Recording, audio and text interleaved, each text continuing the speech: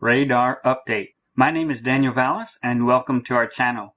Today the new moon was sighted over in Israel starting the 7th month based on a calendar that goes by the celestial sightings only. I wish they had a better picture of it, but they have several witnesses who saw it and took note of it in different groups who have been looking for the moon. So the start of the 7th month has officially started, which is also marking the Feast of Trumpets. And the sighting of this new moon we need to consider as another celestial sign too, right at this time that we've seen a whole bunch of other ones, particularly the annual solar eclipse which happened just yesterday in Central Africa and Madagascar region. And even though it was actually seen in only a limited area, it certainly made a lot of the news, and social media talked about it too as well. And looking at the celestial lights radar right now, Jupiter is still within the lion concept of Shiloh based on the Babylonian stars that the wise men would have used and Daniel would have used. We don't know exactly where the lion is, just that it's there defined by those stars. So on our reference sheets that we have in our Google Drive, we show both a conservative lion concept really close to the stars, but then also we show a larger one that'd be more approximate to the middle of those stars, which other constellations do as well too. So it's hard to say exactly where the lion will end, but right now it's still strongly within the concept, even right at the edge of the conservative lion. And keep in mind that Jupiter is going slow, but as you can see, the strength quickly drops off even with a conceptual guess of a fuzzy lion. So where we are right now in the few days ahead, few hours ahead really, but just for a short time will it still strongly be within the lion based on the same lion concept and Shiloh concept that Daniel was familiar with and that the wise men were familiar with. And right now both the sun and the moon have been pointing directly at Leo, and we talked about bringing attention to it. The moon will be leaving tomorrow, but as the two witnesses, they stepped forward and gave their testimony that Shiloh still sits on the throne forever, and as the Lion of the tribe of Judah, he holds the scepter too. And Jupiter is just past Zavijava, but Jupiter is also getting ready to fade off the scene visually. Now we have to consider and keep in mind, we've been watching this sign for a long time. It has caught our attention. We have been watching it. We know exactly where Jupiter is now. It's beyond the days really where it needs to be bright to catch our attention because we are fully aware of it now and we have a very good idea where it's going to be for the days ahead. So the purpose of being visible to catch our attention has passed. And it is going to be visually fading off the scene, already is, but any moment now, really, any day now.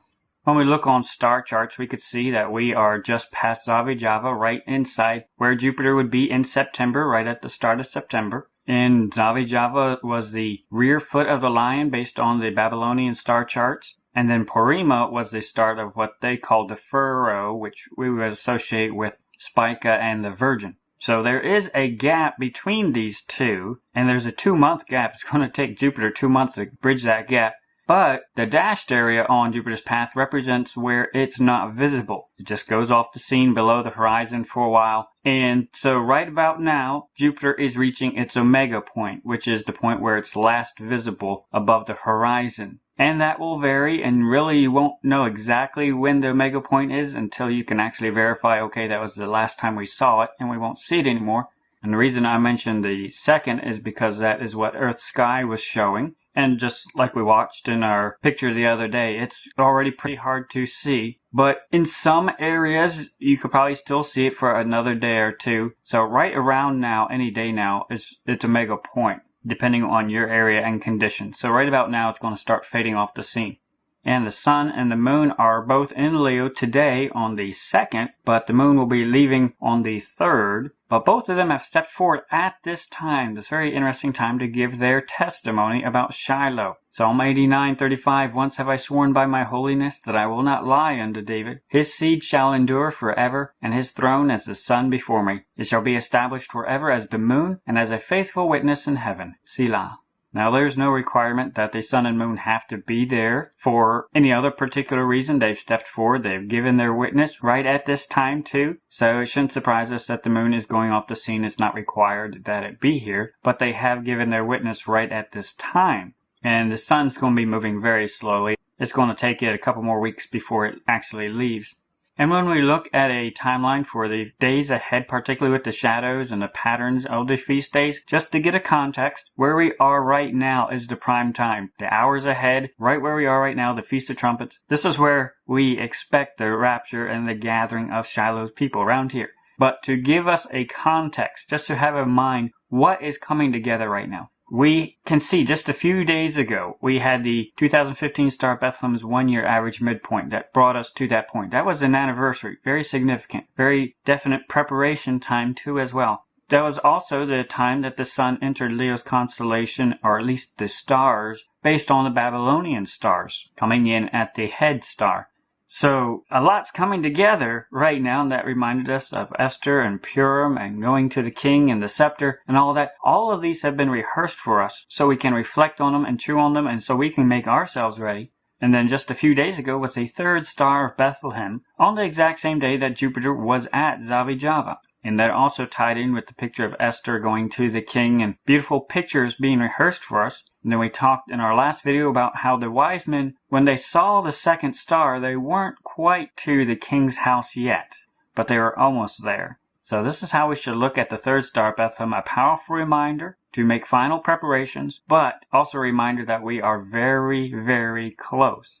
And it should catch our attention that this third star of Bethlehem was 3 times closer than the 2 previous star of Bethlehems. Very rare. And then, of course, the annual solar eclipse yesterday, and then the day the sighting of the new moon. Jupiter was also occulted, is passed over by the moon too as well visually. A lot of celestial events happening right now on top of the sun and moon both being at the same time in Leo, which is where the solar eclipse took place in Leo. A lot of celestial events, the sun, the moon, the stars, all coming together right where we are right now. We need to be highly attentive and highly ready and have high expectation at this time. And Jupiter's going to be disappearing off the scene any day now. On the 4th, you might still be able to see it if you have some really good eagle eyes. But right about now is going to be its omega point, will be disappearing for a while. And then some people have remarked that on the 16th of September is a penumbral lunar eclipse. And some people have likened this to a blood moon, but a penumbral means you really won't be able to tell at all that a lunar eclipse is taking place. It's almost a technicality. Unless you're looking at an almanac or astronomical sites, you almost won't tell any difference with the moon. So we can note that it's taking place and that technically a penumbral lunar eclipse is taking place, but it's not really anything that's drawing our attention. It would not draw the average person's attention as a sign. So we can note it, but I'm not really putting any weight on it at all, really. And then, of course, today the new moon was sighted, which starts the 7th month, which also starts the new civil year. So now that we know the first day of the month, we know when the Feast of Trumpets is, so that is today, the 1st and the 2nd. It's considered one long day. And then the 10th day of the month is going to be the Day of Atonement. And then the 15th day will start the Feast of Tabernacles, which will go for 7 days, and then there's one more 8th day after that. So, going back to the 1st, since this marks the start of the new civil year, there is a question of, does this mean the end of the Jubilee year at this point? And we mentioned before there are different interpretations. There's about 3 different interpretations, with a lot of people deferring their understanding to the beginning of the civil year just because it really hasn't happened in most people's lifetime, reaching the Jubilee year. So that's another consideration too. We're greatly out of practice with this. The only thing we have to really go by concretely is the Bible tells us that the trumpet will sound for the Jubilee on the Day of Atonement, Leviticus 25:9. And so some people consider that that's just an announcement of the Jubilee year, which started at the civil year. And other people say, no, that trumpet at Atonement actually starts the Jubilee year. And since the Bible does mention that the trumpet for the Jubilee, doesn't mention the Jubilee year, but that the trumpet of the Jubilee is sounded on the Day of Atonement, we need to at least defer in our thinking that the end of the Jubilee year is marked on that day, and so that the next 9 days are still technically in the Jubilee. Just because the Bible mentions the Jubilee in connection with the Day of Atonement and not the Feast of Trumpets. So we do have to consider in our mind, based on the little bit that Scripture mentions about it, that the actual Jubilee will end on the 9th. And one reason why this is important is because we are expecting prophetic events to happen within the remainder of this Jubilee year, particularly the rapture and then possibly significant events for Israel, which may happen in a very short time, which has happened before in their history too as well. So these next 9 days we can strongly consider still as being in the remainder of the Jubilee year. And so we are going to consider that and keep that in the back of our mind. Now, we had looked before at a cyclical calendar from March of 2015 to March of 2016 because the Jewish concept of time is cyclical and it repeats. And it is very important to wrap your head around this too as well. It really does change your perspective of things. But we had noted before how the blood moons occurred on Passover on a celestial calendar. And the last one occurred right after the Day of Atonement, but before Tabernacles. And it was almost as though a pause was put in place right between those two, because prophetically that is where we are. And we had mentioned before the significance of how it was drawing attention to that gap. But we've also noted that the triumphal entry is also directly across from the Day of Atonement. And this is a Jewish concept too as well of the opposite sides of the cyclical calendar involving each other. And we mentioned that the Apostle Paul's understanding was clear that when Christ died on Passover, he also fulfilled the Day of Atonement. He fulfilled both those patterns at the exact same time. And it's interesting to note that even the Jewish concept is that they mirror each other. Even though it's not an exact lineup, triumphal entry is connected to Passover and leads to it. And we need to keep in mind this prophetic picture. Christ fulfilled prophecy and came to the day at the triumphal entry. That was his first coming. We are looking for him to come the second time in that shadow pattern. We do not know the day or hour, but we see the pattern of his first time right when our attention is being drawn to the expectation of his second time. We have a lot drawing our attention to the now. We need to pay attention. In Hebrews 9, the author talks about how Christ fulfilled the shadow pattern of the Day of Atonement, becoming our high priest, going before the throne. And in verse 28, so Christ was once offered to bear the sins of many, and unto them that look for him shall he appear the second time without sin unto salvation.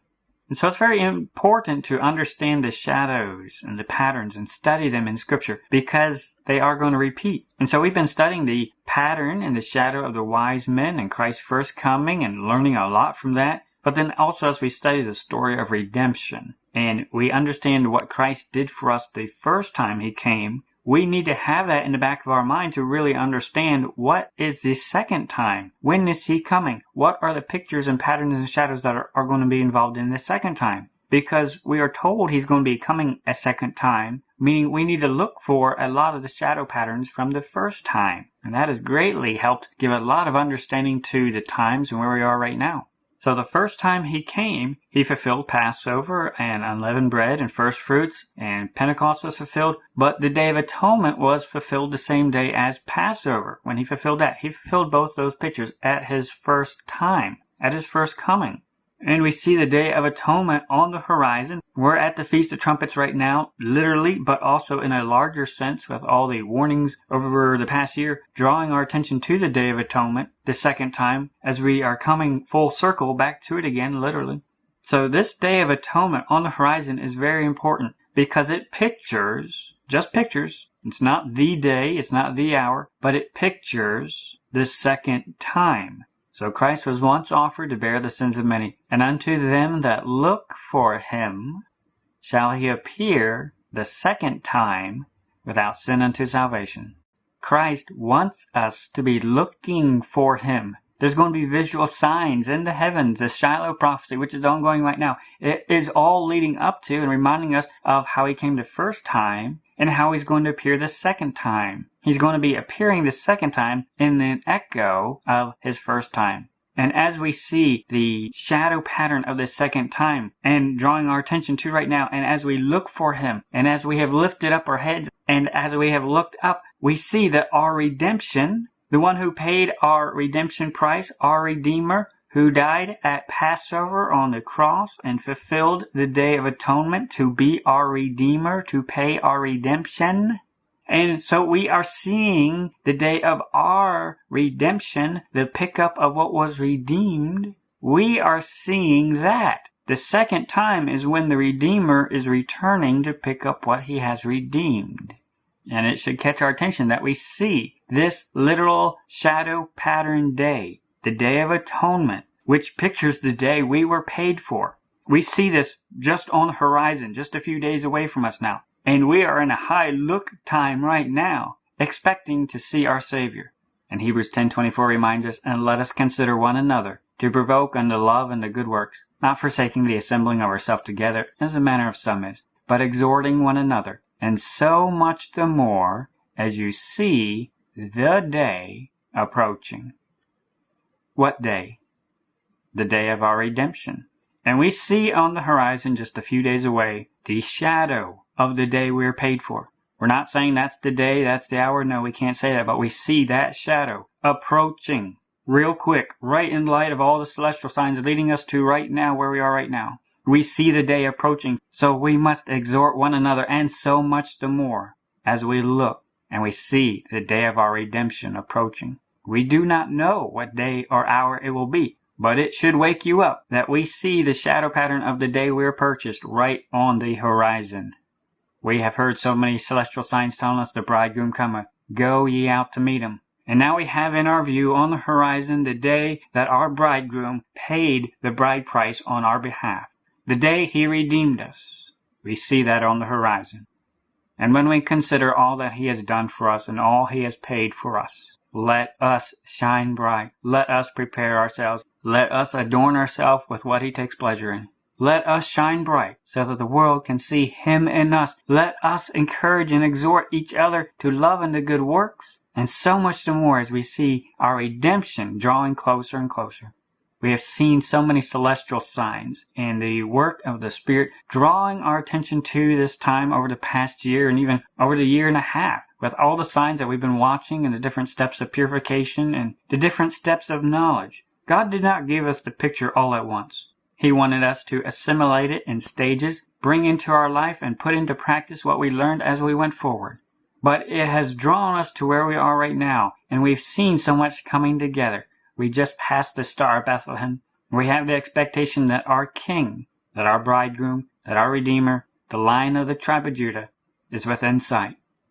The enemy also knows that this time is very important too. And they've been dropping a lot of hints, especially in the past few days and weeks, that they know the gathering is about to happen in this time too. The angels in heaven don't even know the day or hour. The devil doesn't know the day or hour, but they know this time. They know the Shiloh prophecy is winding down for the gathering of his people, the bride.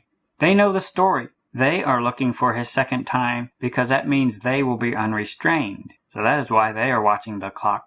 When we zoom out a bit and get a bigger idea, it should catch our attention that they are putting up the triumphal arch again, the reminiscent one of Baal. They're going to be displaying that in New York City on the 19th. Now, details beyond that are very hard to find. I haven't been able to find out exactly where they're setting it up. It seems like they're keeping that under lock and key. But we can assume that they're probably going to be setting it up for another 3 days, just like they did in Trafalgar Square. And they'll probably be taking the 18th to set it up, so it will probably be up for part of the 18th too as well. This is very important symbolism that they are putting up right now. The enemy knows exactly what time it is.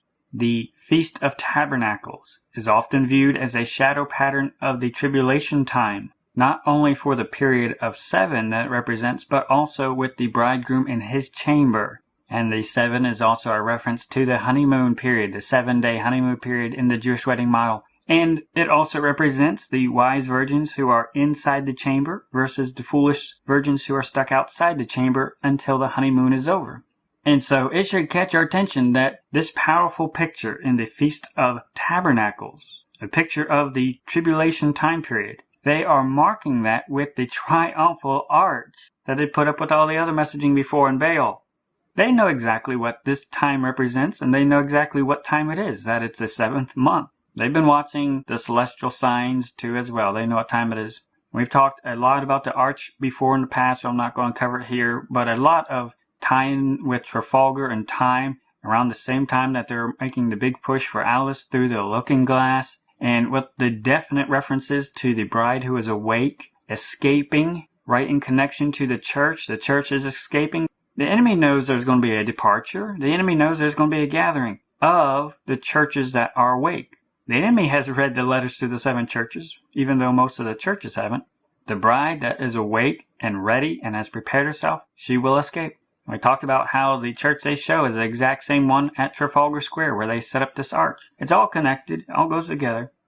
And in all the Alice trailers, they made a big push of how the white horse was coming onto the scene, but at the same time that the black horse was coming onto the scene too as well. They are waiting for their triumphal entry. They are waiting for the gathering to take place. The enemy is more excited about Shiloh gathering his people than Christians are, because the enemy knows that is also going to mark when he is unrestrained, when the devourer will have his triumphal entry. This is what he's waiting for. This is why he's looking at the clock. This is why he's looking up. He's watching, ready to devour. But it has also caught our attention that the same group that made the arch is hosting the World Heritage Strategy Forum on September 9th through 11th. September 11th. That's when their conference is going to wrap up. They're hosting this at Harvard University in Cambridge, Massachusetts. And they're using the exact same artwork reminding people of the tie-in with Trafalgar Square. And they're hosting this several days before the actual display of the arch in New York City. Now, I haven't seen where it was actually stated that the arch would be at this forum, so we can't assume that. But it is interesting that they are having this 3-day conference talking about this exact same subject just shortly before its actual display. So we don't know if the arch is going to be there at the forum or not, but they're talking all about it. But that is wrapping up the same day that the Day of Atonement starts. Very interesting timing how they have all this spaced. Now we have to consider that the Feast of Trumpets is the day that no man knows the day or hour. So when you consider that there was a very good chance that the Feast of Trumpets could have started on the 3rd of September, that would have pushed back everything, which would have also put the Triumphal Arch right at the beginning of the Feast of Tabernacles too as well, very interestingly. So I think they might have padded some just to make sure, because they don't know the day or hour of all these things either, but they know the season and they've been watching just like we have. And when we consider the triumphal arch that they're putting up and the symbolism of that with the Feast of Tabernacles, which represents the tribulation time period, and how they're also drawing attention to this same arch and the concept and the subject right literally up to the Day of Atonement, this should catch our attention, because the Hebrew understanding of the Day of Atonement is that it's also called the Day of Judgment. This is when judgment is passed by the judge. Now, who is the lawgiver who sits on the throne? Who is the king who sits on the throne? Who is the judge who sits on the throne? Who is the one making all these judgments? The Lion of the tribe of Judah. It does not mean the rapture is going to be on that day, but it should catch our attention that that shadow pattern is on the horizon. Our attention right now is where we are at right now, but we see a day approaching. We also have the warning in Scripture that judgment begins at the house of God before it starts at the world. Christians are going to be pulled onto the carpet, so to speak, and we will have to give account before the tribulation starts. Revelation chapter 5, we are shown in heaven. Remember, when Christ comes back, he says he's bringing his rewards with him. The judgments and determinations of how we have served him will be done and concluded when he is arriving. We have to keep this in mind. He is taking note, and he is going to be passing judgment on who are the wise servants, who are the foolish servants, who prepared themselves, who made themselves ready, and we will be rewarded accordingly. The wise servants, the wise virgins, those who made themselves ready, they will go in with the bridegroom. Those who did not make themselves ready, those who were foolish, those who were slothful and lazy and wicked and did not obey what their Lord wanted them to do, they will be left outside the chamber. They will see their bridegroom later. They are going to have a delayed departure. Their redemption date is pushed back. But the faithful servants, the wise servants, the good servants, those will be the ones who are blessed. And they are blessed with an early departure. So now is the time when we examine our life. Now is the time when we cast off. Now is the time when we trim. Now is the time when we make sure we are shining bright. Because we want to be found faithful, good, wise. Now the Jewish people consider the days between the Feast of Trumpets and the Day of Atonement. Those intermediate days are called the days of awe.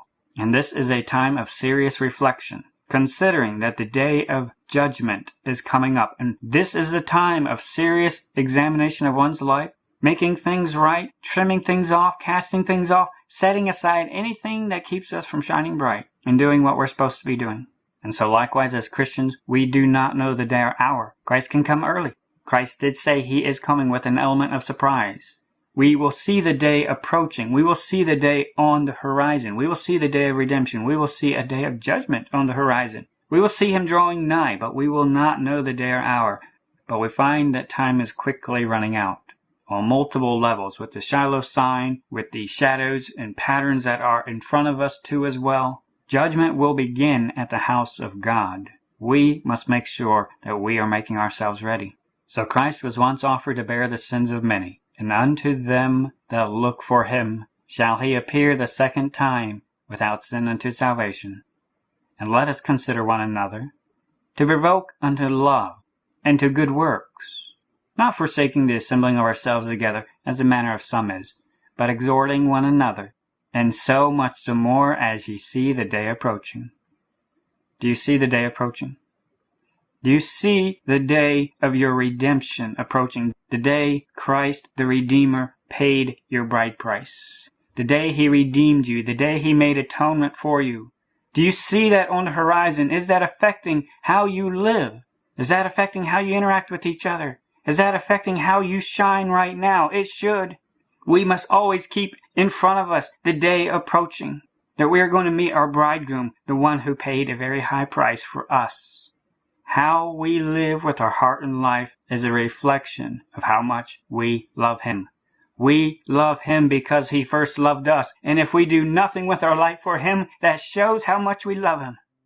Do you see the day approaching? What are you doing? Now is the time, so much the more, when we must be focusing on shining bright and examining what is in our life, what is coming out of our heart and life, and make sure what is coming out of our heart and life is pleasing to Christ. Christ wants us to be ready. It is a command. It is a command from our bridegroom, a command from our Redeemer, our Lord, our King, and it is the reasonable service for our beloved. Be ye ready. Let us take this time to examine ourselves as we see the day approaching. Now is when we must be busy about the King's matters, preparing our heart, preparing our life, shining bright and serving Christ first and highest above all else. Maranatha.